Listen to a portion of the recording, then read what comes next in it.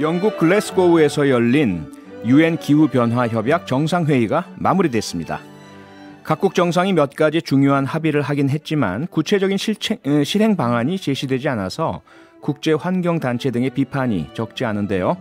표창원이 만난 사람, 오늘은 안병옥 환경보존협회 회장님을 모셔서요. 기후변화와 환경보호를 주제로 이야기 나눠보겠습니다.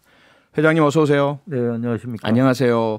환경부 차관을 역임하셨고요. 또 대통령 직속 국가기후환경회의 운영위원장을 지내셨는데 지금은 NGO죠?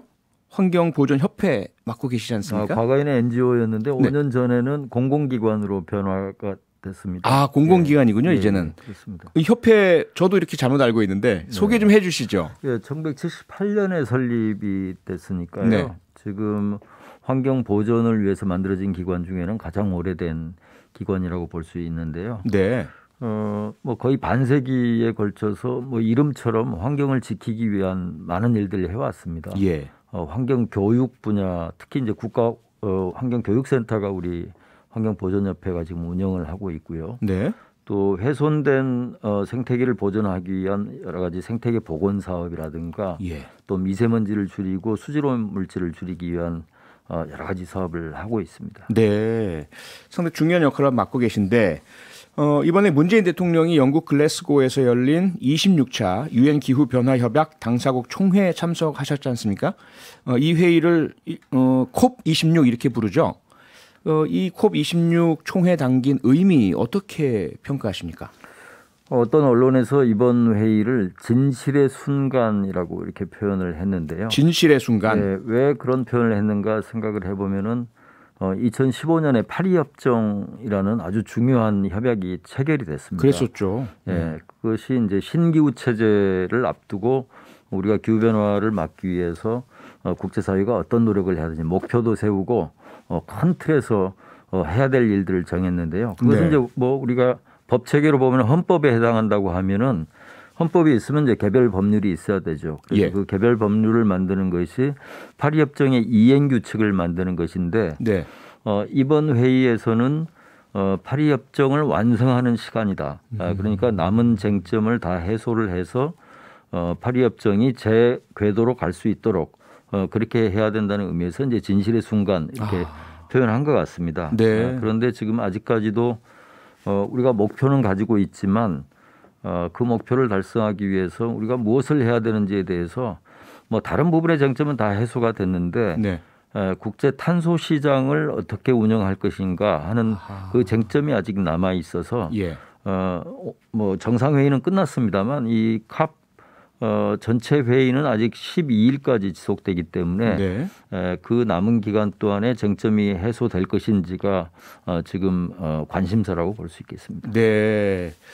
가장 중요한 그런 어떤 쟁점에 대한 협의가 정상들이 모여 있을 때 이루어졌었다면 아마도 파리 협정처럼 혹은 교토의정서도 이 콥 회의에서 만들어졌었잖아요. 네. 그런 어떤 공동 성명이 가능하지 않았을까 싶은데 이번에 공동 성명은 안 나오고 의장 성명만 나왔습니다. 네. 저는 이제 두 가지 가능성을 같이 생각을 합니다. 첫 번째는 주요 쟁점이 이제 정상회의에서 그 이견이 좁혀지지 않아서 뭐 공동선언문이 나오지 않고 공동의장이 이제 그 얘기한 성명 정도가 됐을 가능성이 있고요. 저는 오히려 그거보다는 가능성이 있는 것은 지금 이제 그 협상은 계속 진행되고 있죠. 보통 기후변화협약 당사국 총회는 첫 주 같은 경우에 이제 실무 협상단들 회의가 있고 두 번째 주에 고위급 회담을 합니다. 또 중요한 회의 같은 경우는 이제 정상회의까지 같이 붙여서 하는데 이번에는 정상회의를 먼저 했단 말이죠. 그래서 아직 한 일주일 정도 그 당시 시기로 보면은 이제 협상단의 그 회의가 남아 있기 때문에 지금 마지막에 공동선언문이 나올 가능성도 있습니다.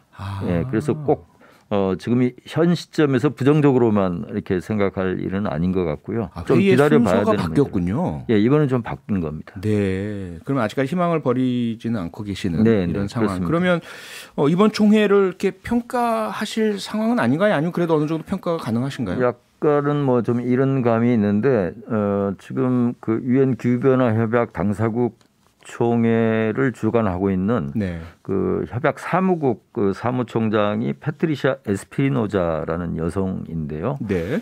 그분이 어제 인터뷰에서 이번 그 캅 회의를 굉장히 낙관적으로 본다 이렇게 표현을 했습니다. 예, 그래서 저는 지금 남아 있는 쟁점이 그 탄소 시장과 관련된 네. 것인데 그 부분은 아직 이제 아주 디테일한 측면에서 협의가 필요하기 때문에 남은 기간까지 그러니까 다음 주 금요일까지 회의를 하게 될 텐데 네. 어느 정도 좀 가닥을 잡아가는 것이 아닌가 이런 생각을 하고 있고요. 다만 이제 시민사회에서 이제 바라보기에는 특히 석탄 발전소 운영을 중단하는 문제 이런 것들이 이제 국제사회에서 굉장히 중요한 주제가 돼 있는데 네.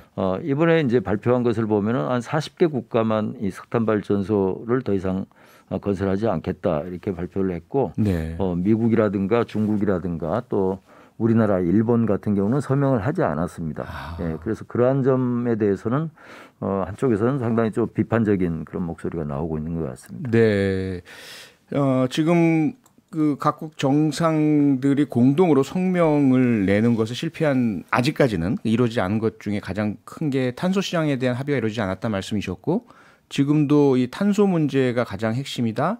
석탄 발전소를 짓지 않는 것, 가동하지 않는 것에 대한 이견이 있다. 이런 말씀을 계속 주셨는데 그 중심이 결국 탄소 배출 때문에 기후 변화가 심각하다고 보는 시선 때문이죠. 그렇죠. 지금 얼마나 심각하게 보고 있기 때문에 이 문제가 이렇게 쟁점이 되고 있는 겁니까? 기후 변화에 관심을 갖고 있는 사람들이 이제 자주 쓰는 용어가 기후 변화의 임계점이라고 얘기합니다. 예. 그 임계점이라는 것은 임계점에 도달하기 전까지는 기후 변화가 아주 느린 속도로 진행되는 것처럼 보이지만 네. 그 임계점을 넘어가게 되면은 기후 변화가 가속화되면서 파국적인 결말을 가져올 수 있다는 것입니다. 예. 특히 이제 지구 생태계가 이 지구 온난화 때문에 많은 변화를 겪으면서 지구 스스로 지구 온난화를 가속화하는 그런 단계가 되게 되면은 네. 우리 인간들의 어떤 많은 노력들 이런 것들이 다 수포로 돌아갈 수밖에 없는 이제 그런 측면에서 네. 기후 변화의 임계점에 거의 이제 우리가 도달할 가능성이 있는데 그 지점에 가기 전까지 우리가 행동을 통해서 기후 변화를 막아야 된다 이제 하는 것이니까 우리에게 충분한 시간이 주어지지 않다 하는 것이 가장 큰 문제라고 볼 수 있죠. 그러니까 임계점에 가까워졌다 이렇게 보고 있는 건가요, 전문가들이? 그렇습니다. 네. 뭐 그 학자에 따라서는 그 임계점을 앞으로 한 7년, 8년 정도 남았다 이렇게 보기도 하고 네. 조금 더 길게 보기도 하는데 예. 그 임계점이라는 것은 우리가 이제 그 파리 협정을 통해서 목표로 정했던 1.5도씨 목표. 네. 그러니까 산업화 이전에 비해서 지구 평균 기온이 1.5도씨 이상 상승하는 것을 억제하자 하는 그 공동의 목표. 그게 왜 생긴 거냐면은 1.5도씨 이상 상승하게 되면은 이거 임계점을 넘게 된다는 것이거든요. 네, 그래서 예. 그것을 막기 위해서 우리가 탄소 중립을 뭐 21세기 중반까지 지금 실현하자 이렇게 돼 있는 것이죠. 네. 그러니까 지금 그 목표 자체를 1.5도씨라고 하시는 것이 산업혁명, 산업화 이전의 지구와 그 이후 지구가 다른데 그 이후에 급속도로 이런 탄소 배출 등으로 인해서 지구 온난화가 일어나니까 지구 온도가 올라가고 있고 그것이 1.5도에 도달하면 이건 임계점이니까 그 거기까지 못 가게 막아야 되겠다 이렇게 이해가 되는데 예. 문제가 사람의 체온이야 뭐 조금만 노력해도 높이거나 낮출 수는 있잖아요. 1도 정도는. 지구의 그 온도 낮춘다는 게 쉬워 보이지는 않습니다. 쉽지 않죠. 왜냐하면은 지금 산업화 이전과 비교했을 때 지금 지구 평균 기온이 1.1도씨 올랐다고 지금 분석이 되고 있거든요. 지금 현재가 1.1도씨 예, 오른 그러니까 상태. 거의 뭐 200~300년 동안에 이제 1.1도씨 올랐으니까요. 네. 사실은 1도씨가 변화하는데 드는 시간은 상당히 오래 걸립니다. 그런데 문제는 우리가 배출했던 온실가스가 대기 중에 누적된 형태로 있기 때문에 네. 앞으로는 온실가스를 더 많이 배출하면 할수록 지구 평균 기온의 상승 속도가 빨라질 수밖에 없다. 그래서 과거를 생각하면 안 된다. 이제는 우리에게 주어진 시간이 아까 그래서 뭐 7년, 15년 정도밖에 남지 않았다. 이렇게 얘기를 하고 있는 거죠. 네. 예, 지금 1.1도씨 올랐다고 하는데 제 기억으로는 2015년, 14년 정도 때 얘기했던 게 0.8도씨를 얘기했었거든요. 네. 그러니까 불과 뭐 한 6, 7년 만에 지금 0.3도씨 정도가 올랐으니까요. 예, 과거와는 달리 앞으로는 그 속도가 빨라질 것이다 이렇게 네. 봐야 됩니다. 아니 지금 회장님 말씀을 듣다 보니까 그 생각이 납니다. 우리가 흔히들 비유하는 그 점점 온도가 올라가는 더운 물 안에 들어가 있는 개구리 변온동물이라서 올라가는 거 모르고 있다 나중에 죽게 되는. 그러니까 지금 우리가 괜찮잖아라고들 생각하면서 여전히 뭐 탄소든 공해물질이든 배출하고 있지만 지금 1.1도 상황을 넘어서서 1.5도 가까이 가면 엄청나게 급속도로 온도가 급상승하면서 기후의 변화들이 크게 일어난다 이런 말씀이시잖아요. 그렇죠. 그러니까 이제 그 기온 상승 속도가 빨라지는 것도 있지만 그 예. 기온 상승 속도가 파급하는 여러 가지 효과들이 있는데 그 효과들이 서로 시너지 효과를 일으키면서 더 증폭된 형태로 나타날 수밖에 없다. 예를 들어서 예. 북극에 지금 빙하가 녹고 있는데 그 빙하가 녹으면 태양 에너지를 흡수하는 양이 더 많아지면서 지구가 스스로 더워지는 이제 그런 상태가 된다는 것입니다. 그래서 예. 그런 상태로 가기 전에 우리가 기후 변화에 제동을 걸지 않으면 우리에게 미래가 없는 것이 아니냐 이렇게 보고 있는 것이죠. 네. 그렇게 되면 나타나는 게 뭐 해수면의 상승, 뭐 그런 태풍의 그런 뭐 좀 더 많은 발달, 뭐 이런 것들도 포함되는 거죠. 그렇죠. 예, 기후 시스템 전체가 과거와는 달리 완전히 이제 혼돈의 어떤 그런 그 상태로 이제 변하게 될 것이다. 이제 이렇게 보고 있는 것인데요. 예. 특히 뭐 폭염이라든가 홍수라든가 말씀하신 대로 예. 예전에는 우리가 극한 기상 현상이라고 불렀던 그런 현상들이 지금은 뭐 뉴노멀이라는 이제 영어를 써서 지금은 그 특이한 현상이 아니라 거의 일상화된 그러한 현상이 됐다. 그렇게 앞으로 또 그것이 더 강화될 수밖에 없다. 그 피해가 더 늘어날 수밖에 없다. 네. 이렇게 이제 보고 있는 것이죠. 그럼 이제 지구 모두의 공동의 문제고요. 특히 우리보다 우리 다음 세대에게 직면할 문제 같은데 그러면 모든 이 지구에 있는 나라들이 함께 노력을 해야 될 테고요. 그것이 지금 나오는 탄소 중립 목표로 연결되는 거죠. 그렇습니다. 대한민국은 현재 어떤 탄소 중립 목표를 세우게 된 겁니까? 이제 전 세계적인 차원에서 지금 목표는 2050년경까지 탄소 중립을 달성한다 이렇게 되어 있고요. 탄소 중립이라는 의미는 탄소 배출을 하지 않는다는 건가요? 아닙니다. 그것은 아니고 네. 배출하는 탄소량과 자연 생태계가 흡수하는 양이 같은 상태를 얘기합니다. 예. 그러니까 우리가 여러 가지 산림이라든가 이런 쪽에서 탄소를 흡수하기 때문에 네네. 그만큼만 배출하는 배출한다. 그런 상태니까 예. 거의 제로로 만드는 상태라고 보시면 됩니다. 결과적으로 제로로. 네, 결과적으로는. 그럼 언제까지죠? 우리 2050년경이죠. 2050년이요. 예. 근데 우리나라도 지금 그 국제사회에 이제 발표한 내용은 2050년까지 탄소 중립을 실현하겠다 이렇게 약속을 한 적이 있죠. 네. 그럼 그 약속이 뭐 예를 들어 앞서 말씀하신 석탄 발전소를 언제까지 가동 중단하고 이 어떤 것들을 통해서 이 목표를 달성하겠다는 겁니까? 예. 뭐 일단 에너지원이 굉장히 중요합니다. 예. 왜냐하면 우리나라 같은 경우에 온실가스 배출의 87% 이상을 에너지 쪽에서 이제 그 배출하니까요. 네. 그래서 그 에너지 이용에 있어서 가장 중요한 것이 이제 에너지 효율을 높여서 불필요한 에너지 이용을 줄이는 거 이게 굉장히 중요하고요. 두 번째는 에너지 공급 측면에서 이제 재생에너지를 빠르게 확대를 해야 된다. 그래서 다른 특히 이제 석탄 화력 발전소 또 천연가스 발전소를 대체해야 되는데 그게 이제 말처럼 이렇게 쉬운 것은 아니어서 어느 정도 시간이 걸릴 수밖에 없는 겁니다. 네. 그래서 이제 그런 부분으로도 해결되지 못하는 이제 또 그런 영역들이 있는데 그런 경우는 수소를 활용한다든가 아니면 이산화탄소를 포집해서 어딘가 지층에다가 이제 매장 보관하는 이제 그런 어떤 기술들 이런 것들을 지금 우리가 충분히 갖고 있지 않은데 그런 기술들을 개발을 해서 적용을 해야 된다 이렇게 보고 있는 것이죠. 네. 2050 탄소 중립 목표 달성 쉬워 보이지만은 않고요. 지금 회장님도 쉽지 않다고 말씀 주셨는데 그러다 보니까 가장 많이 나오는 이야기가 원전 관련된 이야기입니다. 석탄 등 탄소 배출 기존 에너지원을 줄이려면 가장 효과적이고 효율적인 것이 원전인데 왜 탈원전을 하려 하느냐 이런 목소리 어떻게 생각하십니까? 원전 같은 경우에 이제 탄소 배출 관점에서 보면 그러한 유리한 점이 있는 건 사실이지만 네.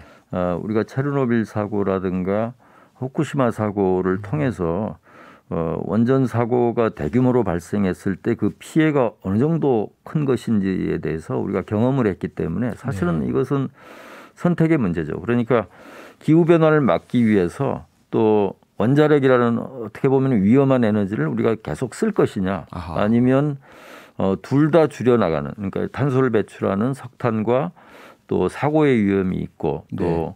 핵폐기물 저장을 뭐 10만 년 이상 해야 되는 이 에너지를 줄여나가면서 그 대안으로서 재생에너지를 늘려나갈 것이냐. 아하. 결국은 이제 속도의 문제를 두고는 논쟁이 있을 수 있다고 생각합니다. 네. 원전을 얼마만큼 빠르게 줄일 수 있느냐 하는 것은 재생에너지라는 대안 이런 것들이 어느 정도 빠르게 늘어날 수 있는가에 또 달려 있기 때문에 네. 속도에 관한 뭐 논의는 있을 수 있지만 원전을 기후변화의 대안으로서 삼고 그것을 확대하는 국가는 굉장히 드물다 이렇게 아하. 말씀드릴 수 있습니다. 네. 탄소 중립 목표 달성이라는 목표 그리고 안전이라는 또 하나의 목표 그 사이에 기술이 결국 해결책이 되어야 한다는 말씀이시네요. 그렇습니다. 네. 쉬워 보이지만은 않습니다. 또 하나의 문제가 있죠. 기업들은 지금 급격한 탄소 중립을 향한 이 목표 설정과 계획과 실행이 지금 당장 기업의 어떤 생산성에 커다란 타격을 끼칠 수 있다. 비용 증가로 이어진다. 상당히 우려를 나타내고 있는데 이 부분은 어떻습니까? 우리 기업들도 이제 탄소 중립의 필요성에 대해서는 공감을 하고 있는 것 같습니다. 다만 이번에 이제 2030년까지 우리가 탄소를 어느 정도 줄일 것이냐, 2018년 배출량 대비 40%를 줄인다 하는 것을 이번에 발표를 했는데, 네. 이제 뭐 2030년이면 지금 이제 한 8년 정도밖에 남아 있지 않기 때문에 그러네요. 9년 정도 남아 있는 거죠. 예. 그러니까 이제 기업들 입장에서는 많은 시설들을 가지고 있고 과거에 투자했던 시설들이 있습니다. 그런데 예. 그 시설들을 단기간 내에 바꿔서 탄소를 배출하지 않는 시설로 바꾸기에는 굉장히 좀 시간이 좀 부족하다 이렇게 보고 있는 측면이 있고요. 네. 그다음에 뭐 철강 부분이라든가 석유화학 부분 같은 경우는 재생에너지만으로는 해결할 수 없는 그런 특성을 갖고 있기 때문에 여러 가지 우리가 지금 현재 가지고 있지 않은 신기술이 개발돼야만 탄소를 대폭 줄일 수 있는 이제 그런 측면이 있는데 예. 8, 9년 만에 그 기술을 개발하기는 좀 어렵지 않느냐 이제 이런 생각 때문에 아마 산업계에서 굉장히 큰 부담을 가지고 있는 것 같습니다. 네. 그렇지만 또 한편으로는 산업계가 지금부터 움직이지 않으면 국제사회의 흐름은 기후변화의 대응에 충실히 하지 않는 기업에 대해서는 투자를 하지 않는 쪽으로 지금 세계 금융시장이 변화하고 있기 때문에 소위 ESG. 네, 그렇죠? ESG와 예. 연관돼 있죠. 네. 네. 그리고 이제 우리는 사실은 과거부터 탄소를 줄일 수 있는 시간이 많이 주어져 있었을 때 그것을 충분히 해내지 못했습니다. 그러니까 과거에 풀어야 됐던 숙제를 풀지 못함으로써 네. 지금 풀어야 되는 숙제가 더 많아지게 된 것이고 그것은 어느 정도 또 기업들이 자초한 그런 측면도 있다. 저는 네. 그렇게 보여져서 좀 어렵지만 그 어려운 부분을 정부가 좀 지원을 하고 또 네. 기업들이 의지를 가지고 하게 되면은 우리가 산업화와 민주화를 짧은 시간 내에 해냈듯이 이 네. 탄소 중립 목표라든가 또 2030년 목표도 의지의 문제가 아닌가. 의지가 있으면 그것을 꼭 달성하지 못한다 하더라도 국제사회에서는 그것을 또 평가를 해 주는 것이거든요. 네. 그러니까 얼마만큼 최선을 다하느냐의 문제라고 생각합니다. 네. 그런데 반면에요. 환경단체, 시민단체들 그리고 일부의 외국에서는 대한민국 정도의 경제 선진국은 2050이 아니라 2040 정도로 탄소 중립 목표를 맞춰야 된다. 이런 목소리도 있지 않습니까?